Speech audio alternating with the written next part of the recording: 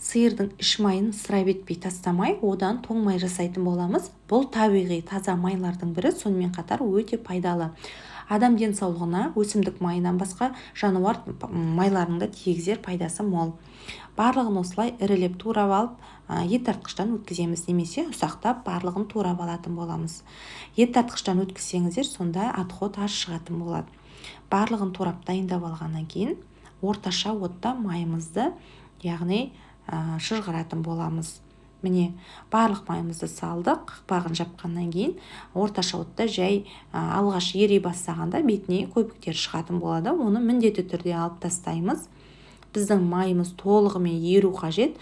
Ішіндегі, яғни шұжықтарымыз сарғыш түске ене бастайды. Міне, осы кезде біздің уже майымыз дайын. Қатты күйдіріп жібермеңіздер.